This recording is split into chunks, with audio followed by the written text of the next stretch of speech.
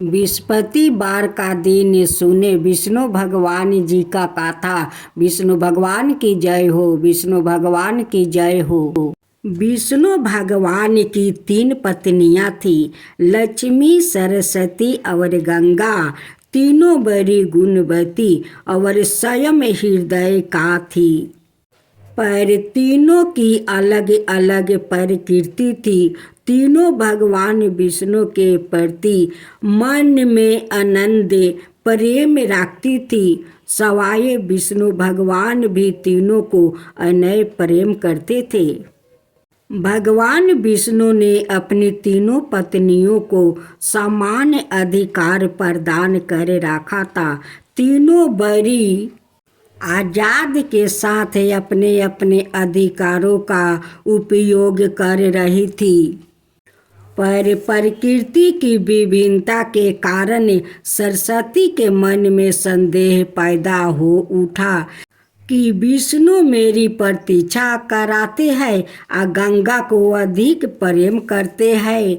जब संदेह उत्पन्न हो गया तो ईर्ष्या भी पैदा हो उठी। सरस्वती गंगा से जलने लगी, बात बात में उन्हें खरी खोटी सुनाने लगी। गंगा कुछ बोलती नहीं थी, वो चुपचाप सुन लिया करती थी। लक्ष्मी को सरस्वती का व्यवहार अच्छा नहीं लगा। उन्होंने अवसर पाकर सरस्वती से कहा, बहन सरस्वती, तुम जब देखो गंगा को खरी खोटी सुनाती रहती हो। तुम यह अच्छा नहीं कर रही हो। देखो मेरी बात मानो, गंगा को जली खोटी सुनानी बंद कर दो। पर लक्ष्मी की नेक सलाह सरस्वती को अच्छी नहीं लगी। उनके हृदय में तो ईर्ष्या की आग जल रही थी। उन्होंने सोचा कि लक्ष्मी गंगा का पक्ष ले रही है, अतः अनेक हृदय की आग और भी अधिक भड़क उठी। वो क्रोध भरे सवारों में बोली, लक्ष्मी, तुम गंगा का पक्ष लेकर मेरे अपमान कर रही हो। मैं इसे सहन नहीं कर सकती। मैं तुम्हें श्राप देती हूँ, तुम नदी बनकर धरती पर प्रवाहित हो जाओ। लक्ष्मी बड़ी शांत प्रकृति की थी। वो सरस्वती के श्राप को सुनकर भी शीतल बनी रही। उन्होंने तो श्राप का प्रतिवाद किया और ना उनके प्रति मुख से कठोर शब्द ही निकले। ऐसा लगा जैसे उनके लिए कुछ हुआ ही ना हो। पर गंगा को सरस्वती का श्राप अच्छा नहीं लगा। वो सरस्वती के श्राप सुनकर उत्तेजित हो उठी और क्रोध भरे सवारों में बोली, सरस्वती, तुमने लक्ष्मी को श्राप देकर बड़ा अनुचित कार्य किया है। वो तो तुम्हारे श्राप को सुनकर चुप रही, पर मैं चुप नहीं रह सकती। मैं तुम्हें भी श्राप देती हूँ, तुम भी नदी बन जाओ और धरती पर जाकर प्रवाहित हो जाओ। यह सुनकर सरस्वती के मन की आग और भी अधिक भड़क उठी। वो क्रोध भरे सवार में बोली, मैं तो नदी बन जाऊंगी, पर तुम भी वैकुंठ में नहीं रह सकती है। मैं भी तुम्हें श्राप दे रही हूँ, तुम भी नदी बन जाओ और धरती पर जाकर प्रवाहित हो जाओ। इस प्रकार भगवान विष्णु को दोनों पत्नियां कलह और ईर्ष्या के कारण एक दूसरे को श्राप देकर दुख का शिकार बन गई। यह सुनकर भगवान विष्णु को बड़ा दुख हुआ। उन्होंने अपनी पत्नियों से कहा, तुम तीनों ने ईर्ष्या के कारण एक दूसरे को श्राप देकर अच्छा नहीं किया। तुम तीनों ने सवाए अपने लिए दुखों को निमंत्रित किया है। अपने ही हाथों से अपने घर को जलाया है। विष्णु भगवान की बात से तीनों पत्नियां बड़ी दुखी हुई। वो दुख प्रकट करती हुई विष्णु से क्षमा याचना करने लगी। विष्णु ने कहा, तुम तीनों ने एक दूसरे को श्राप दिया है। श्राप के अनुसार तुम तीनों को नदी बनना ही पड़ेगा। नदी बनकर धरती पर जाना ही पड़ेगा।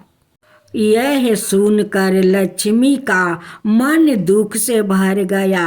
उन्होंने विष्णु का वियोग एक क्षण को भी सह नहीं सकती थी। अपने प्राणों को अंशुओं के रूप में बहती हुई बोली, प्रभु मुझ पर दया कीजिए। मैं एक क्षण भी आपके बिना नहीं रह सकती।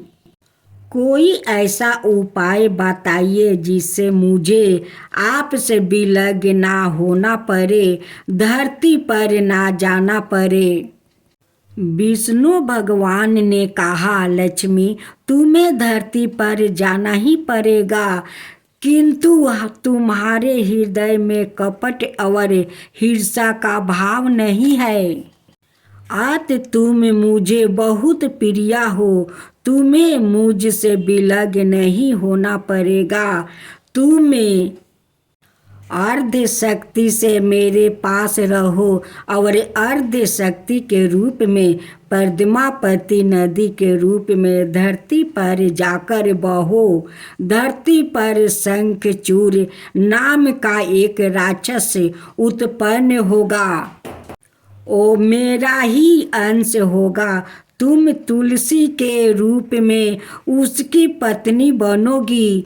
तुम तुलसी के रूप में सदा विष्णु प्रिया बनी रहोगी और जन जन से आदर पाओगी। गंगा को भी भगवान विष्णु से विलग होने का बड़ा दुख था। आज उन्होंने भी शास्त्रु नयन निवेदन किया, प्रभु ऐसा कोई उपाय बताइए जिससे मैं आपसे विलग ना हो। भगवान विष्णु ने कहा, गंगे श्राप वैसे तुम्हें भी धरती पर जाना ही पड़ेगा। राजा भगीरथ अपने पूर्वजों के उद्धार के लिए तप कर रहे हैं। तुम्हें धरती पर गंगा के रूप में प्रवाहित होना ही पड़ेगा और भगीरथ के पूर्वजों का उद्धार करना होगा। तुम भगीरथ के पूर्वजों का उद्धार करके समुंदर में मिल जाओ। समुंदर मेरा ही रूप है। आज तुम सदाए मुझ में ही रहोगी। तुम स्वर्ग से उतरने पर शिव की जटाओं में रहोगी। शिव और मुझ में कोई अंतर नहीं है। इस रूप में भी तुम सदाए मुझ में ही रहोगी। सरस्वती चुपचाप विष्णु की बातों को सुन रही थी। अंत में भगवान विष्णु ने सरस्वती की ओर देखा और कहा, सरस्वती तुम अपने अर्ध गुणों से नदी बनकर बहोगी। अर्ध गुणों से ब्रह्मा की पत्नी बनोगी। श्राप का फल तुम्हें भी भोगना ही पड़ेगा। सरस्वती बोली, भगवान आप तो वेद विभेद रहित है, फिर आप लक्ष्मी और मुझ में भेद क्यों कर रहे हैं? आपने लक्ष्मी को तो अपने पास ही रहने की अनुमति प्रदान की, पर मुझे आप सदाए के लिए विलग कर रहे हैं। विष्णु बोले सरस्वती, किसी को भी ना तो मैं बिलग करता हूँ और ना अपने पास रखता हूँ। मेरी किसी में ना तो आशिकीत है और ना किसी से भी वीर कीत है। सबको अपने अपने गुणों और कर्मों के अनुसार ही मेरा साहचर्य प्राप्त होता है। लक्ष्मी निष्ठ कपट हृदय की है, वो ना तो किसी से ईर्ष्या करती है और ना किसी से बैर रखती है, वो सबसे प्रेम करती है। यही कारण है वो सदाएं मेरे साथ रहती है। पर तुम ईर्ष्या और क्रोध के वशीभूति रहती हो, यही कारण है तुम्हें मुझसे विलग होना पड़ा है। विष्णु के कथन को सुनकर सरस्वती मौन हो गई।